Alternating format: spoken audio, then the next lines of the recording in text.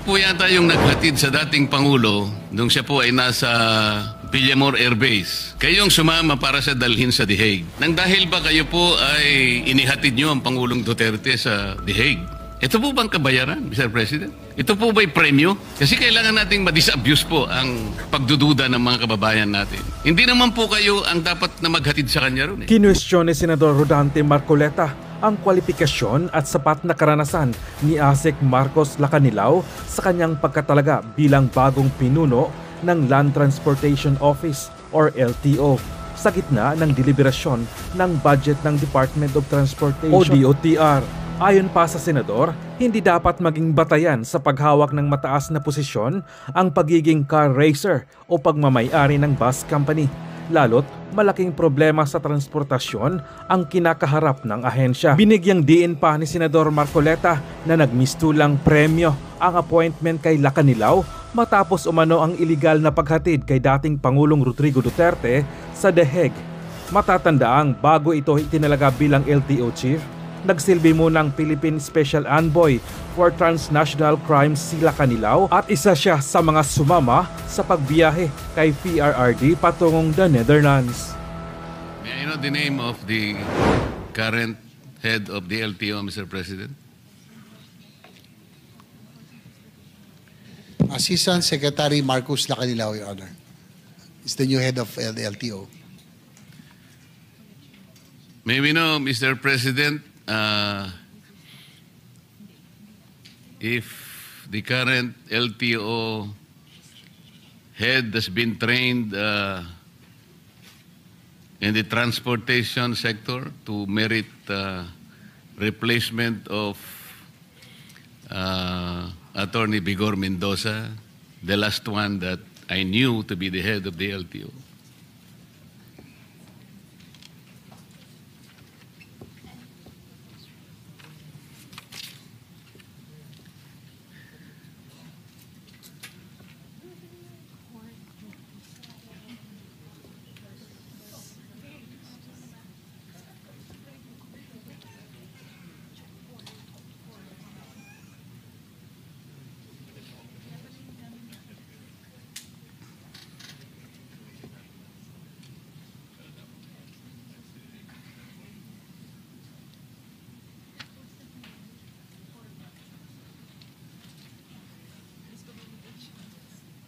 Your Honor, Mr. President, he is beside me right now. He said that he has been active in the motoring sector and at one time part of in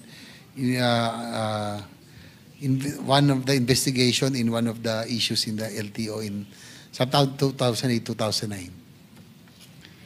May we know, Mr. President, how active or to what extent he is so active in the motoring sector?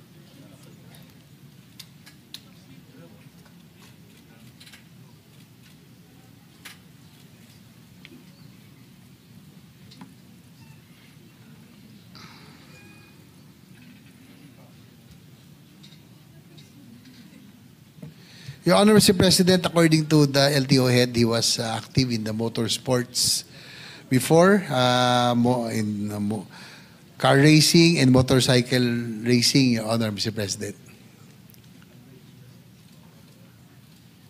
Mr. President, pagka ikaw ba ay nasa car racing or anumang klaseng racing yan o horse racing halimbawa, does that qualify you automatically as head of the LTO? Alam po ninyo, Mr. President, doon lamang po sa mga core functions ng LTO, to name a few, issuance of licenses and permits, motor vehicle registration, enforcement of LTO laws, adjudication of traffic cases, collection of revenues for the government. Nandiyan pa yung napakarami po. Why do you think he merited to be the head of the LTO by being a car racer, Mr. President?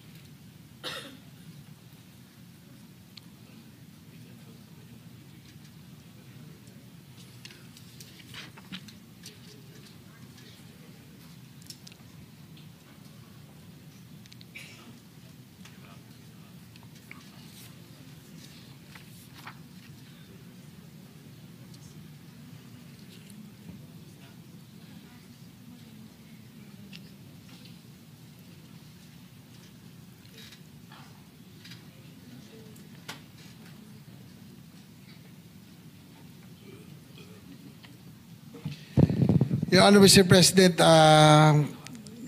the LTO head said that he was formerly an ASEC of the civil defense and also was involved in yung pong kanilang family was part of had a bus company. And his previous jobs, he said that he was really active in the motoring industry and also importation of cars. So more or less yun po yung kanyang knowledge po about itong mga vehicles and all, Mr. President. I can sense the difficulty, Mr. President, in trying to show some credentials to relate himself to the transportation sector. O dahil ba you own a bus company, for example? O nasama ka sa mga car enthusiast? O nakapanood ka ng pelikula about the vehicles? Kasi po ang pinag-uusapan natin, Mr. President, napakalaki po ng problema ng ating transportation industry. Hanggang ngayon po, without belittling the efforts of the previous occupants of that office, Mr. President, hanggang ngayon po talaga, pagka po pinag-usapan ng EDSA, EDSA lang po. Sasakit na po lahat ang ulo natin. Pagkatapos, ngayon po, meron na namang mag-e-head. Hindi ko nga po alam kung bakit tinanggal yung dati. Bakit po ba tinanggal yung dati, Mr. President?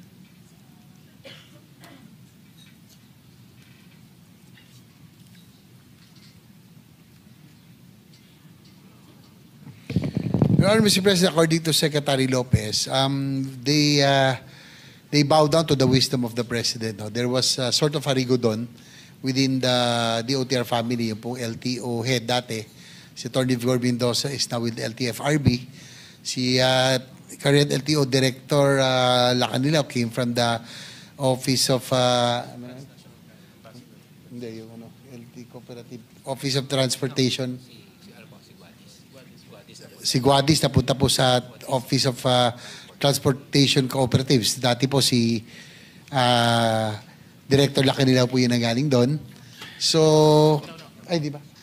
Si Director Lacanilao, saan naman po galing? Ay, sorry. Ambassador pala siya ng transnational crime pala. Ito si Marcos Lacanilao, Your Honor. The current head of LTO. So, it was the decision of the President, prerogative of the President na nagkaroon po ng rigodon doon po sa DOTR attached agency, Your Honor. Mr. President, siguro po hindi na-advise na mabuti ang Presidente kasi kung galing pala siya sa transnational crimes, ano naman pong connection no sa transportation? Ang alam ko po, the present occupant of that office is Special Envoy for Transnational Crimes. Tama po yun? SETC. Tama po. Kayo po yata yung naghatid sa dating Pangulo nung siya po ay nasa Villamor Air Base. Kayong sumama para sa dalhin sa The Hague. Tama po? Tama po, Your Honor. O yun lamang po siguro yung transport-related activity na pwede nating isangkot sa inyo. Other than that, wala. At ang mahirap pa po, Mr. President,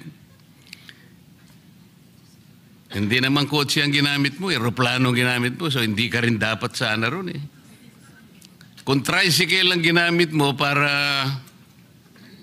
dalhin mo si dating Pangulong Duterte sa The Hague, mula nung March hanggang ngayon, baka hindi ka pa nakarating. Sa layo nun. So wala din eh.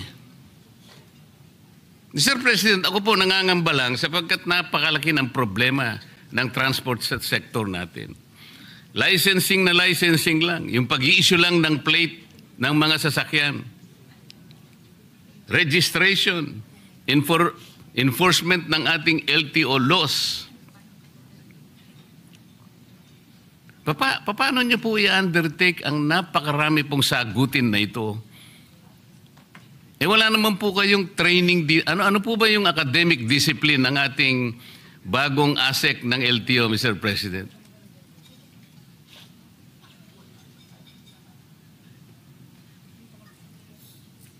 Your Honor, Mr. President, according to our LTO Director, as additional credentials, he's a road safety advocate and he is a civil engineer by profession, Your Honor. Ano po? Civil engineer po. Ang dami pong civil engineer sa Pilipinas.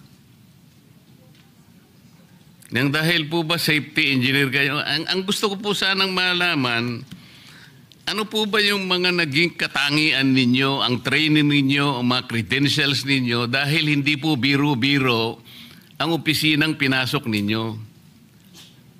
Nang dahil lamang po sa rigudon, gano'n lamang po. I don't think the President was advised very well. Marami naman po siyang pwedeng ilagay.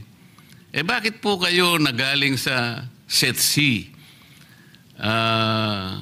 Kaya ang nilagay. O sige, nirigudon sana kayo. Baka kayo na po siguro ang naging executive director ng PCTC. Kasi, kung hindi ako nagkakamali, yun ang Philippine Center for Transnational Crimes. Parang magkalapit. Pero para dalhin po kayo sa LTO, masyadong malayo po yun eh. Is my observation valid, Mr. President? Your Honor, Mr. President, according to Secretary Lopez, we just defer to the wisdom of the appointing authority, Your Honor. So, hindi rin naman daw nila, they were also caught by surprise doon nung nagkaroon po ng rigudon. So, they just have to follow orders, Your Honor, Mr. President. I will not question the wisdom of the appointing authority, Mr. President. I never will.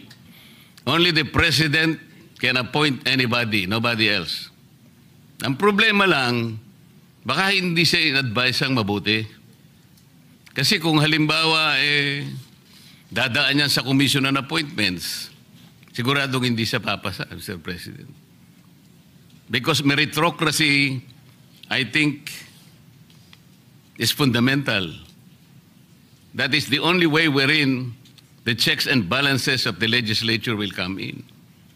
Without questioning the appointing authority, but we can assess the competence, the merit and fitness of the appointee.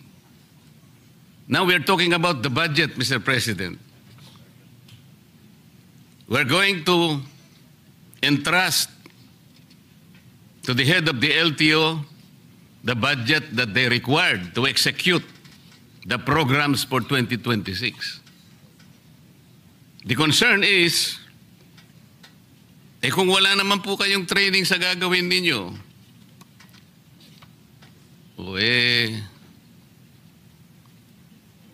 baka po,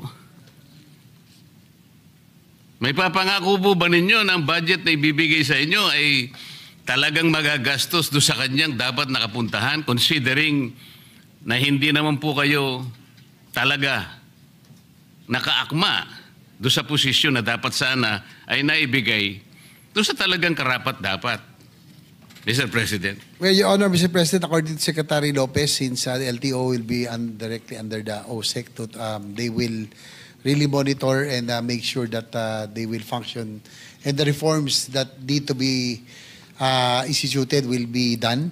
So, yan po ang commitment ng Secretary Lopez natin. In fact, meron nga akong ditong side. Meron din pong appointee ron na hindi ako pabor no, na political appointee. Na we should appoint people who have the technical skills and know-how and knowledge para hindi masayang, not political appointees. I'm talking about the PNR chairman who was recently appointed. Sayang po ang ating pong PNR. Yan po ang advocacy natin, railway system. Nag-appoint po ng isang dati naming konsihal na who had a lackluster record kahit bilang konsihal. Kaya nga, minsan nasasayang, minsan nakakapagtaka rin. Ako rin, Mr. Chair, nagtataka rin ho ako minsan. Nangihinayang po ako sa posisyon. We should be appointing people who have that capability and knowledge in position para hindi ho nasasayang. Salamat po sa sagot, Ako naniniwala talaga ako na yung meritocracy, yung merit po talaga, importante rin yun. Halimbawa po ako, na-appoint ako na secretary ng DOH. Hindi ko po tatanggapin dahil hindi naman ako doktor Kung magicero po siguro, tatanggapin ko. Magic lang naman yun Ang ibig ko po sabihin, Mr. President, nang dahil ba kayo po ay inihatid nyo ang Pangulong Duterte sa The Hague? Ito po bang kabayaran, Mr. President? Ito po ba'y premyo? Kasi kailangan nating ma-disabuse po ang pagdududa ng mga kababayan natin. Hindi naman po kayo ang dapat na maghatid sa kanya ron Tama po, Mr. President?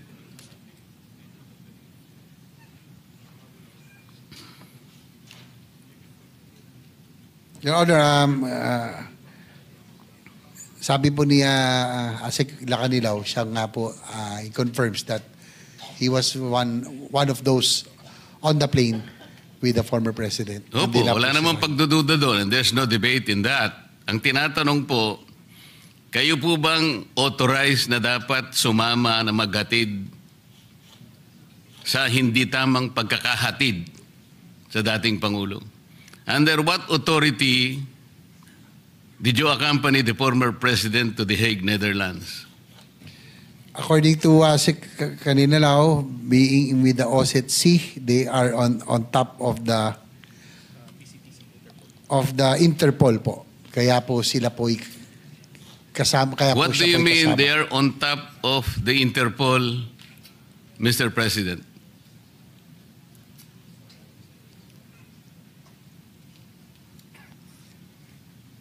Does he mean, Mr. President,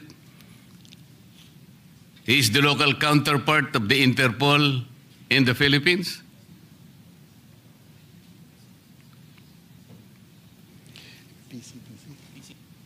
Yung pong PCTC daw po is that's Interpol NCB Manila.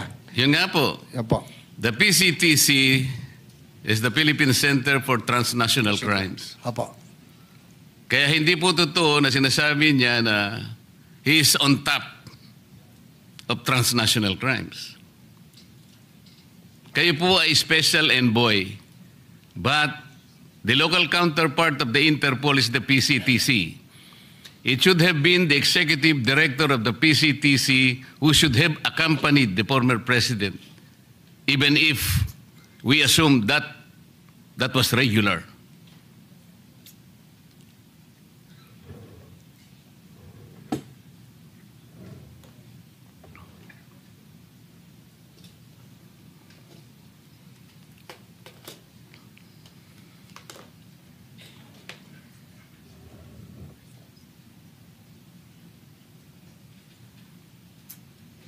According to Asik Lacanilaw, that meron po daw siyang dokumento that he was well documented for him to be able to accompany the former president to The Hague, being the head of OSCE.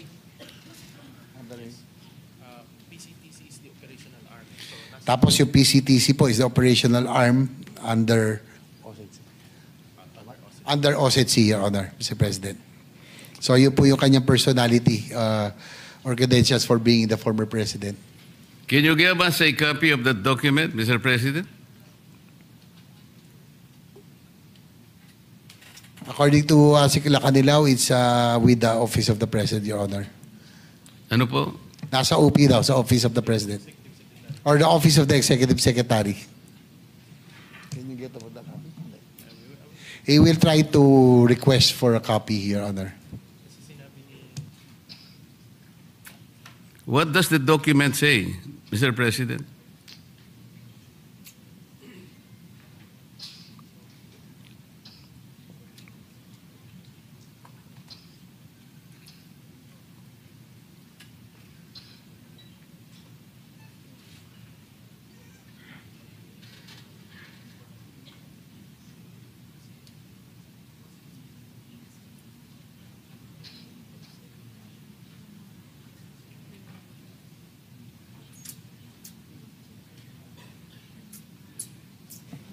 According to Asik Lacanilaw, he doesn't know exactly the contents of the document, but he was just informed that there was a document that designated or allowed him to accompany the former president, Your Honor, being OSETC.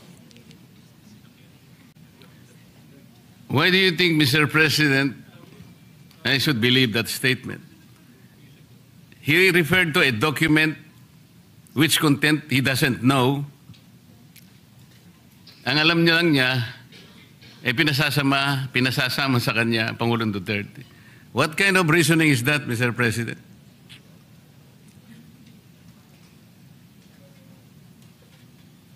Sabihin niyo na yung totoo para matapos na ako kasi sandali lang naman sana ako eh. Kung hindi lang paligoy-ligoy kayo, tapos na ako eh.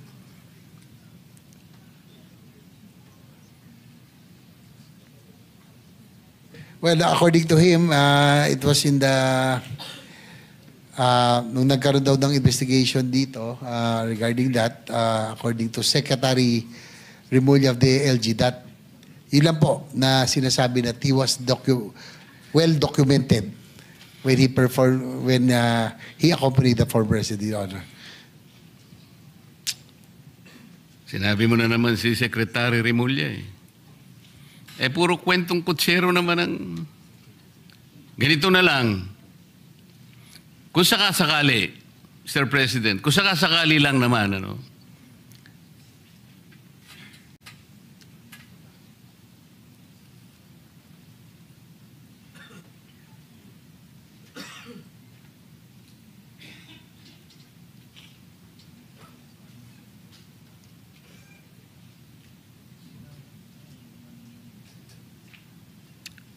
ito po kasi, tama naman yung aking suspecha, Mr. President. There was already an admission on the part of Ambassador Lacanilaw then nung nag-hearing ang isang committee in the Senate on the arrest of FPRRD, na nag-volunteer ka lang eh. Because there is no available official of PCTC o walang personnel, kaya ikaw ang nag-volunteer. There is a transcript to this effect that you just volunteered. So there is no document.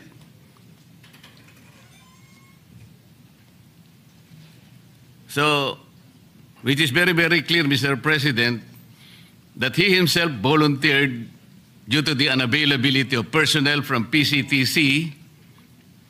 So he arrogated upon himself something that was not lawfully delegated to him. Sa mga kapatid, talagang parang bayad lang. Parang papremyo lang sa kanya ito. Kaya pala hindi niya maipaliwanag kung bakit siya. Alam mo, Mr. President, ganito po yan eh. Lahat po ng notice ng isang korte, lahat ng sabpina o anumang klase ang ipatupad ng korte, yung sheriff po ang nagdadala. Kumbaga, yung PCTC dapat ang nagdala sa Pangulong Duterte. Pero kayo po nag-volunteer. Tama po. Ito Yes, po Your ang Honor, transcript. Yes, Your Honor, Mr. President. Inaamin po ni Asik Lacanilaw na siya po ay nag-volunteer. Oh, nag-volunteer. So wala na yung dokumento, ha? Wala na yung dokumento, eh. Hindi mo nga maipaliwanag kung ano yung content ng document. Eh, kwento lang yun. Kwentong kutsero lang. Yes?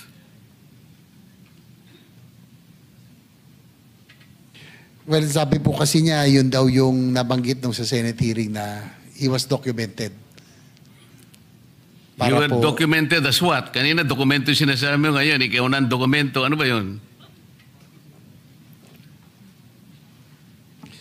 Nung siya po ay nag-voluntaryo, kinakailangan daw mabigyan ng dokumento para po siya po ay makaalis. At So makasama. okay, the document says that you volunteered. Kasi nasa transcript talaga ng Senate, ano eh. Yes, Your Honor. He confirms. So the last question now, since you volunteered to accompany the former president to The Hague, kahit na irregular, illegal lahat ang mga proseso, will you also volunteer kung sakasakali na babalik na ang dating Pangulo na ikaw rin ang mag-uwi sa kanya? He says that We- if there is an order for him to do so, he will volunteer to bring Paano him back. magiging voluntary yung kung ordering ka pa? Kaya nag-volunteer ka kanina. Mario Joseph naman na usapan ito. Kung may order daw, siya po isusunod, Your Honor. Ay, hindi na voluntary yun. In-orderan ka na. Mandate na yun eh. Salamat po, Mr. President.